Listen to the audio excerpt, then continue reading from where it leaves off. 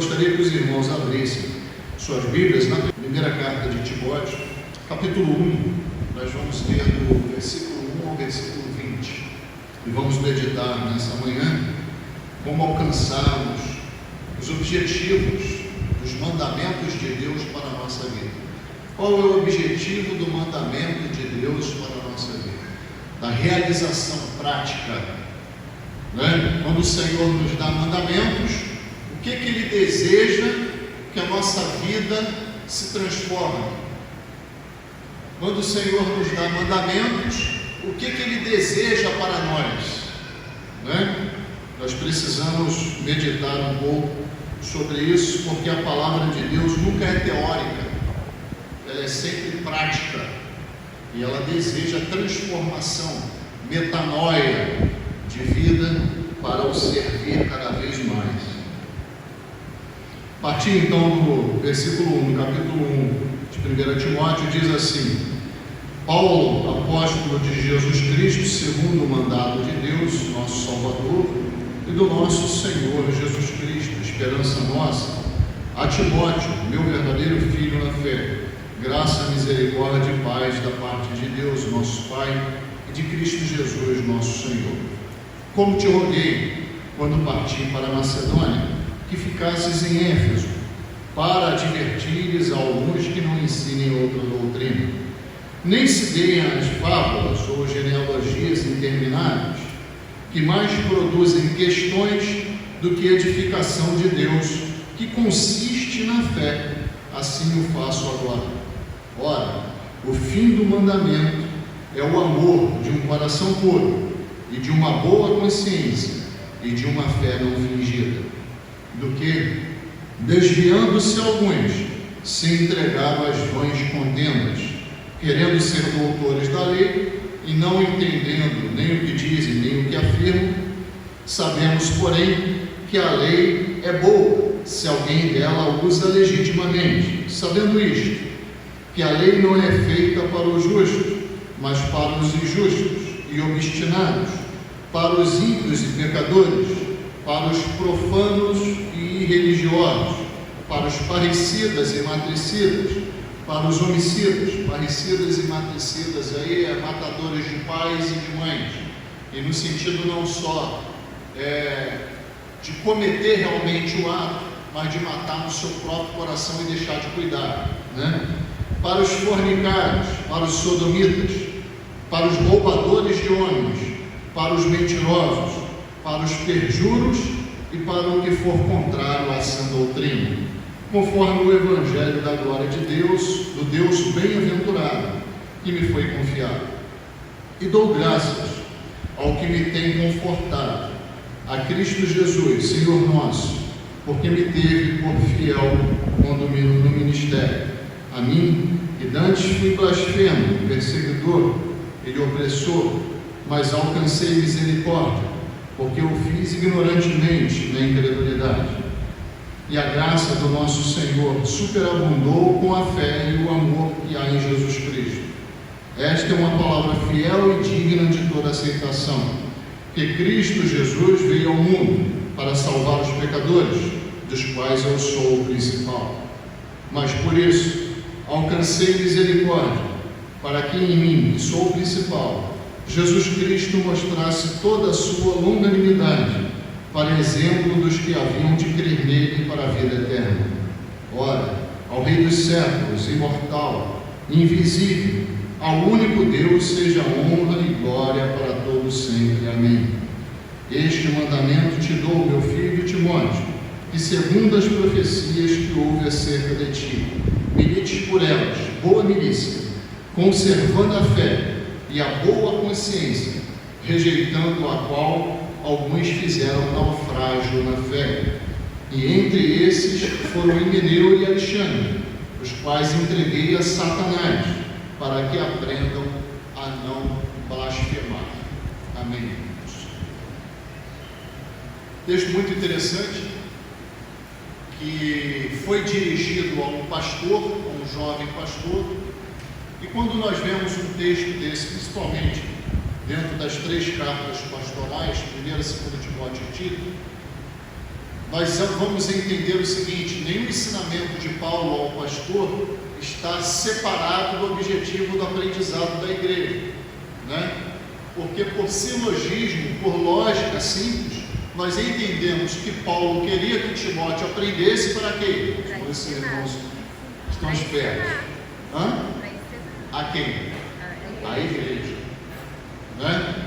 Então o objetivo de Paulo, na verdade, é ensinar a igreja através de quem? De Timóteo.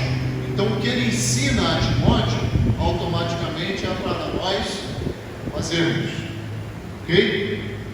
Com essa breve introdução, o objetivo é que nós encontramos uma afirmação no versículo 5, que nós precisamos ampliar, que na verdade é o versículo chave desse texto, porque todo o restante da fala de Paulo está justamente ligado, né, à prática do amor por um coração puro, uma boa consciência diante de Deus, né, e uma fé não fingida.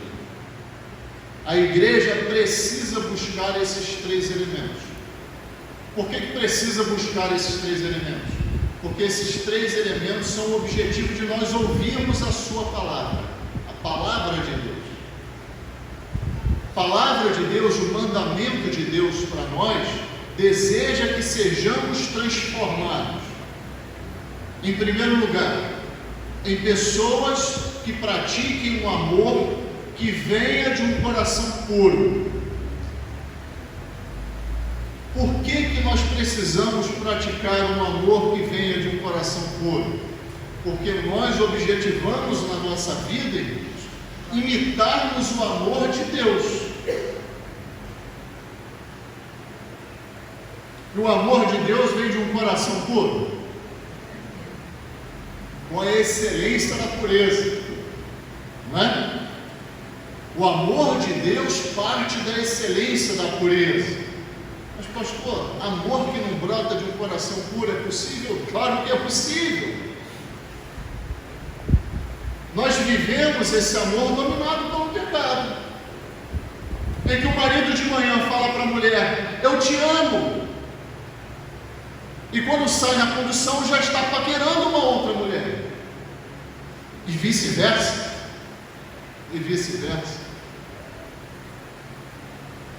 em que a mãe e o pai falam para os filhos: eu te amo, eu vos amo, mas não cuida, e deixa os filhos serem cuidados pelo mundo e por todas as ideologias e influências maldosas que existem no mundo, e vem o filho caminhar para um precipício e continua falando para eles: eu te amo, mas permitindo essa caminhada até o final.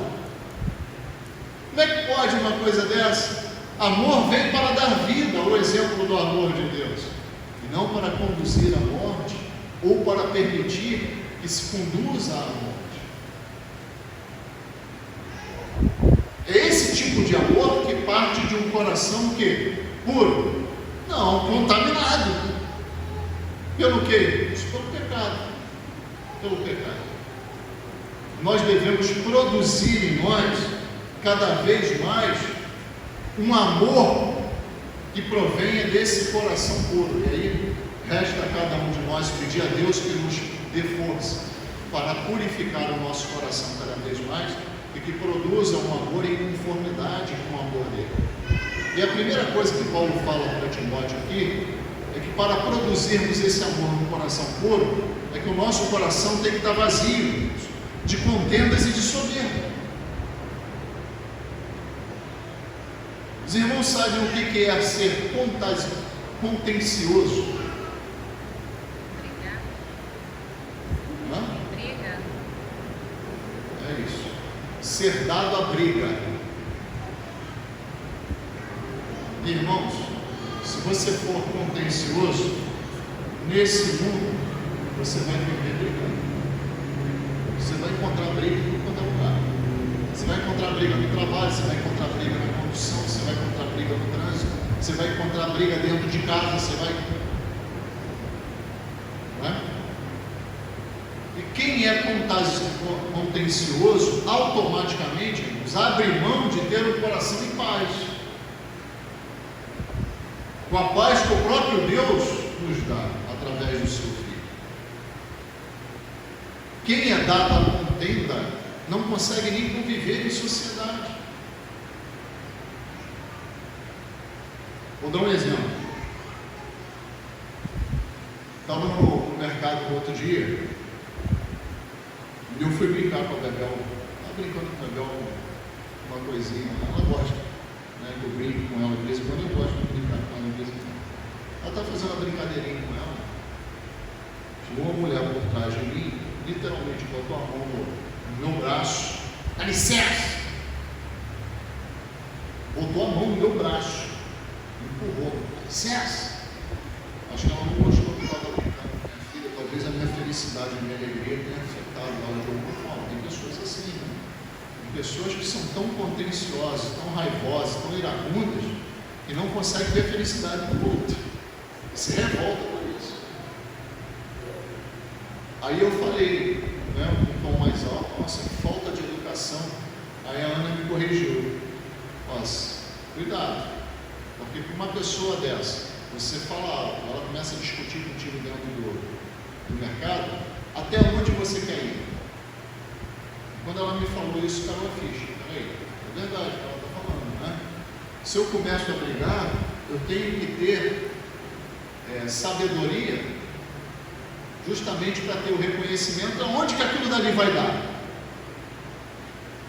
Se ela parte para cima de mim, vou bater uma mulher dentro do mercado, um pastor, aí sai na manchete, pastor bate uma mulher no mercado. Não é o Fábio que bateu, o pastor, né? Todo mundo aí fora, já perceberam isso? Essa semana agora, um indivíduo louco matou uma adolescente no interior de São Paulo. Ele tinha o título de pastor.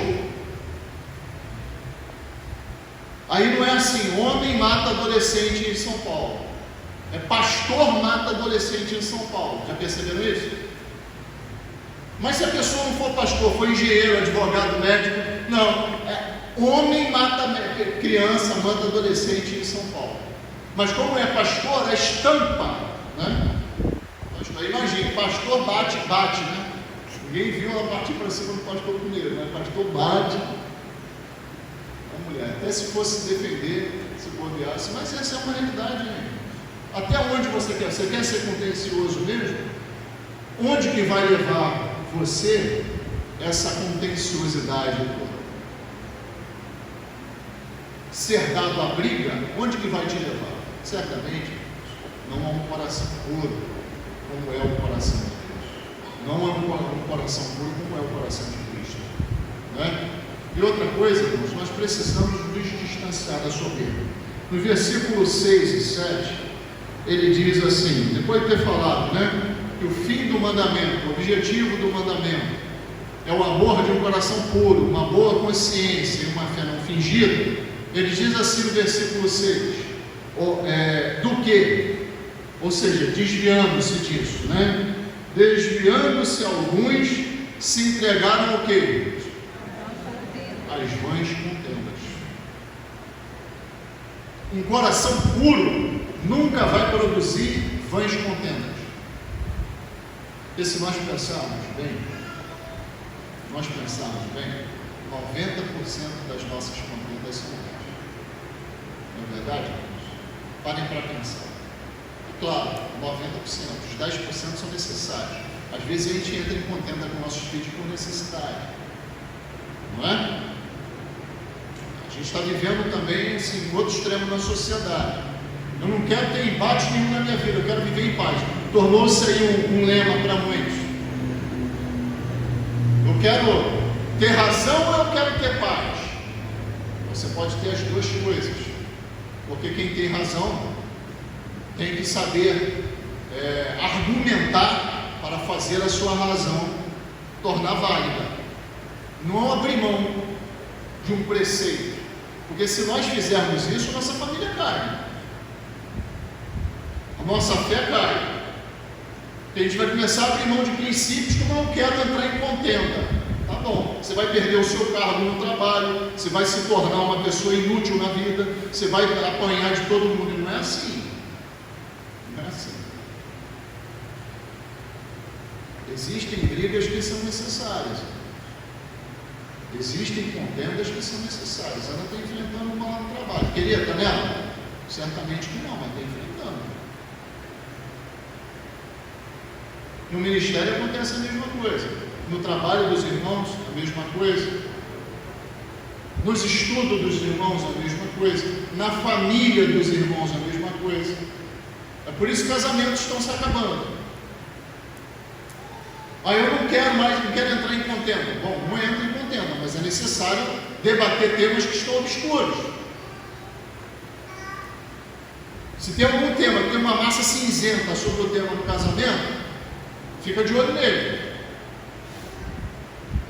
Fica de olho nele. E não é só para ficar olhando, é para colocar na mesa. Vamos conversar sobre esse tema aqui que não está muito bom para mim. Não sei se está para você. Isso se chama vida. E acima de tudo, vida cristã. Não dá para a gente ficar procrastinando e empurrando tudo. E não significa que toda a comunicação que vamos ter dentro do trabalho, dentro da família, dentro do casamento, tenha que dar uma discussão e uma briga. Concorda? Nem tudo. Nem tudo. Então, por favor, nem muito ao mar, nem muito à terra. É necessário que tenhamos um equilíbrio. Não sejamos contenciosos, nem soberbos, a ponto de eu não vou tratar isso. Não vou tratar isso. Eu quero ter paz. E você acha que fazendo isso vai ter paz, daqui a pouco o problema cai na sua cabeça e é que sai a paz mesmo. Aí é que a paz vai embora mesmo. Outra coisa, irmãos, um coração puro e reconheça sua purificação somente através da graça e do poder do Senhor Jesus Cristo. Isso também é ser ausente de soberba. Quando nós achamos que nós podemos purificar a nossa vida pelos nossos próprios meios, é justamente quando a gente cai. Justamente quando a gente cai. Quem nos purifica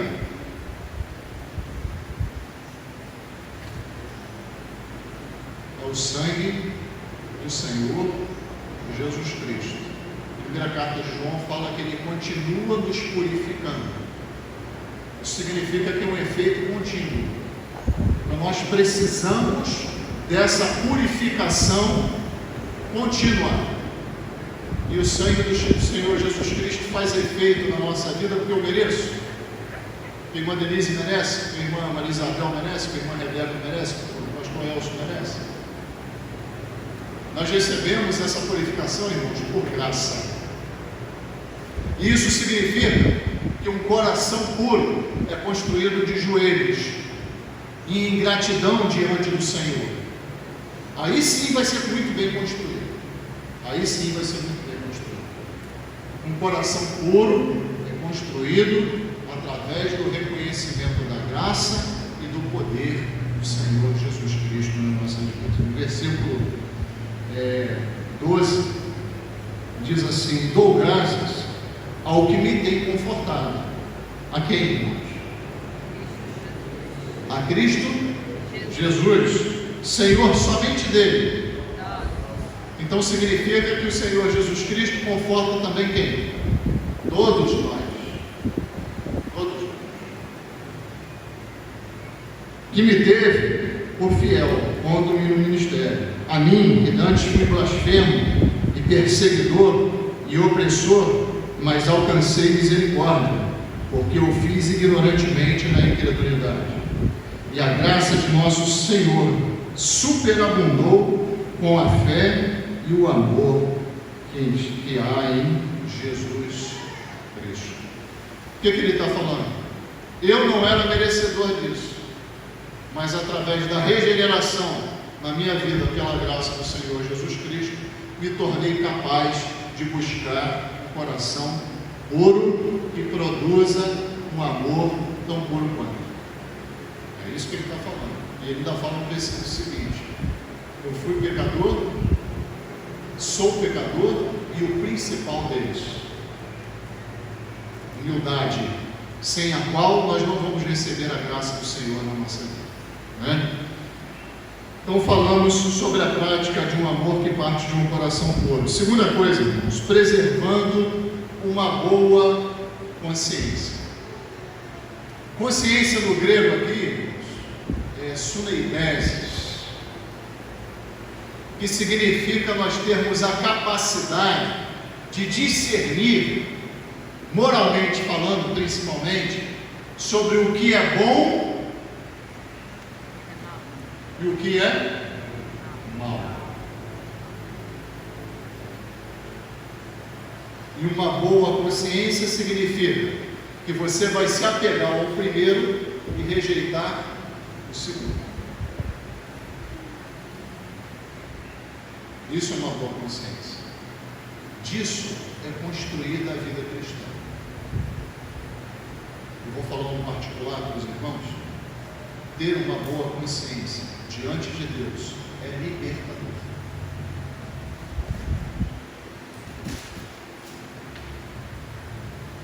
Eu não me prendo a homem nenhum.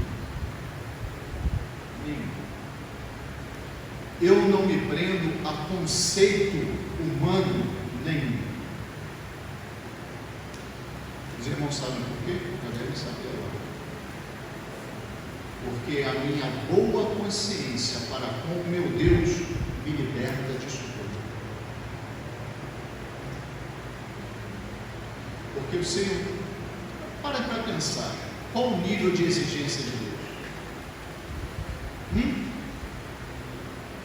Sede santos, porque eu sou santo. E temos que buscar a perfeição, porque a quem servimos também é perfeito.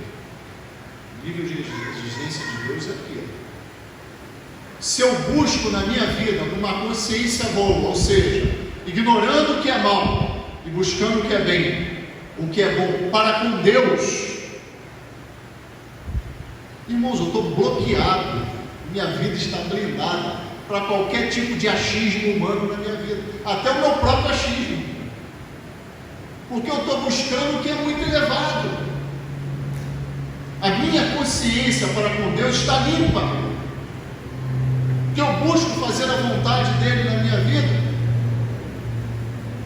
Vai vir um, vai falar, você tem que fazer aquilo, vai vir outro, vai falar, você tem que fazer aquilo. Não tenho.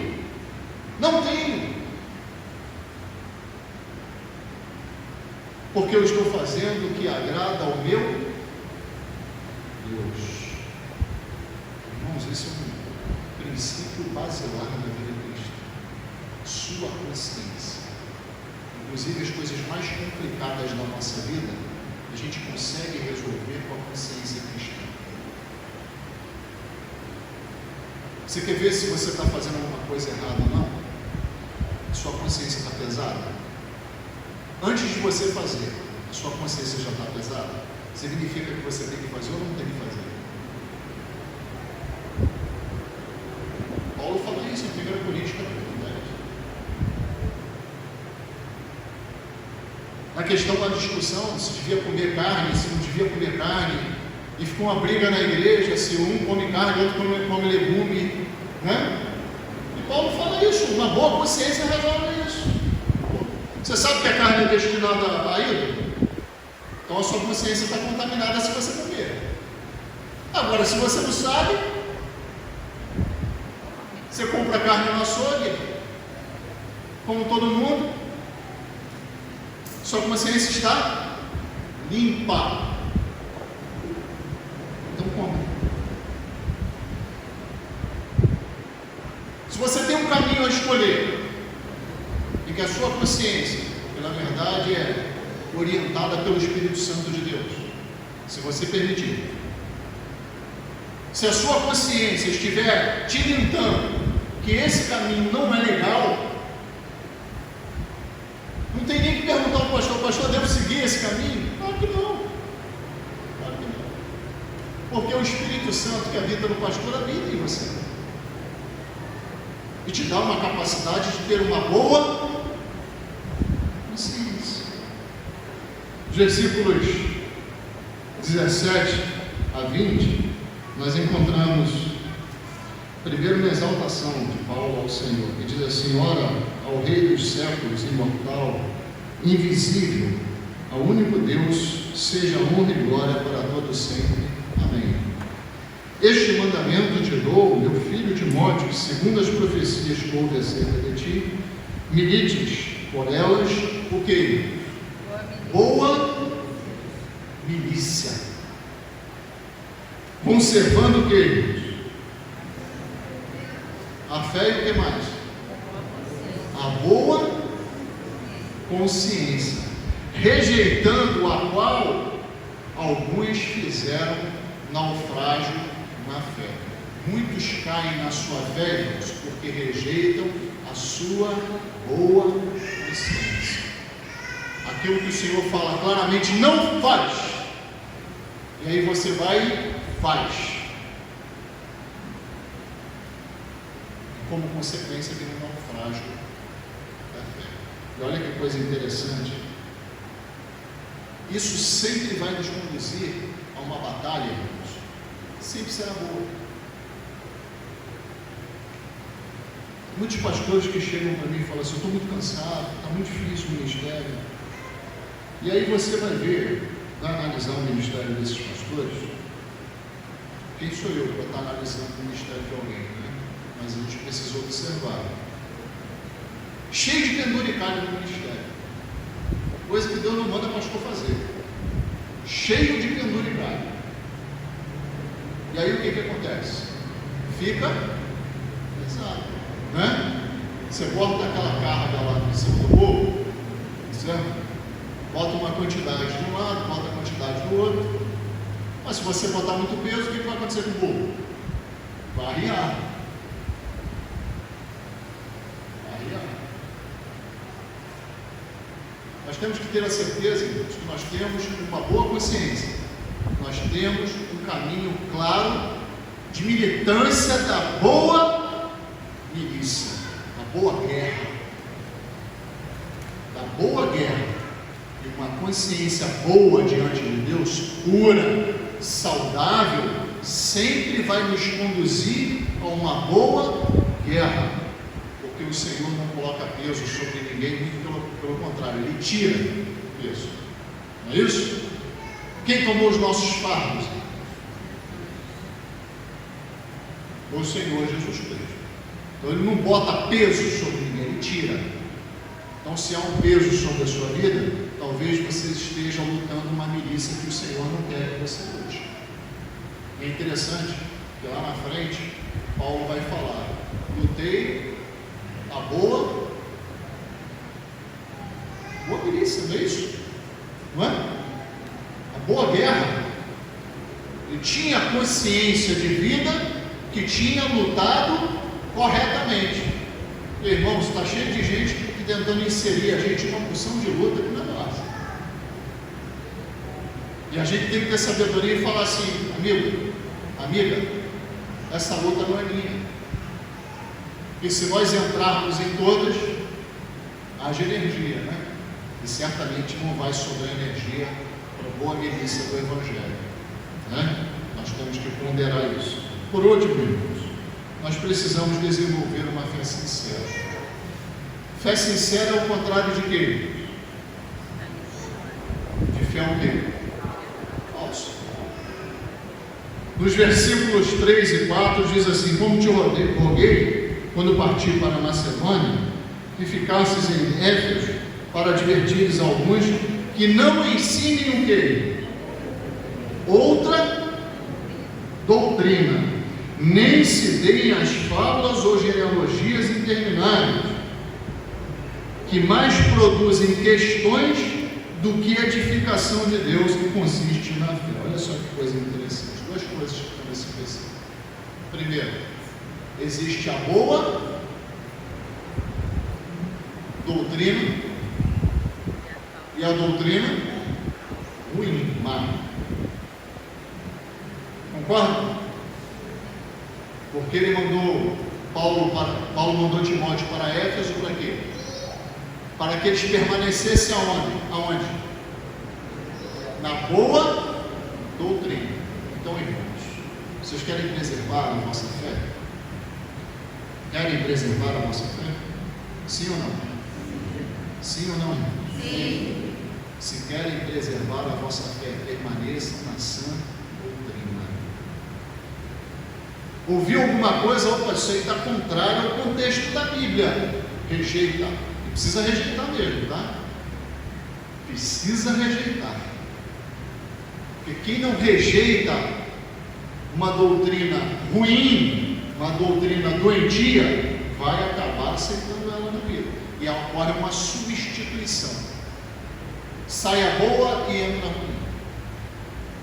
E isso vai causar nos irmãos uma fé fingida, uma fé falsa, que é aparente, que não agrada o Senhor. Lembrando para os irmãos que fé é convicção de verdade. Os irmãos percebem como está tudo interligado, né? O amor puro, a boa consciência e a fé que é convicção de verdade. Vai produzir naturalmente uma vida sincera diante de Deus. E outra coisa, é que tipo de edificação nós queremos trilhar. Que tipo de edificação nós queremos trilhar? Vamos edificar realmente a nossa vida de acordo com os preceitos de Deus ou segundo as edificações dos homens? Porque ele fala assim no finalzinho lá do 4, que mais produzem questões do que edificação de quê? De Deus, que consiste em quê? Na fé. Então toda edificação de Deus vai produzir o quê? Fé. Vai produzir fé. Você vai cada vez mais confiar no seu Deus. Quando a sua vida é edificada através da sã doutrina e através da fé, automaticamente sua vida é edificada. E uma coisa retroalimenta a outra. Se você cresce na sua fé, é porque sua vida é edificada. E sua vida é edificada, você está pronto para enfrentar cada vez mais dificuldades deste mundo.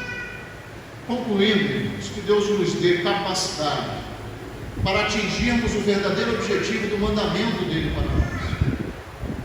O tentador, lá no final, nós vamos ver que Paulo fala que entregou Alexandre e Himeneu. Ambos naufragaram na fé e ele entregou a Satanás para que não blasfemem o Senhor. Que a nossa vida seja realmente um reflexo do esforço daqueles que fizeram a manutenção da sã doutrina, do mandamento de Deus. Desde lá do início da palavra, nós encontramos essa belíssima história que não pode ser vã para nós. Nós precisamos aplicar a verdade na nossa vida. E com isso, produzir um coração amoroso, que produza realmente esse amor que venha da pureza de Deus.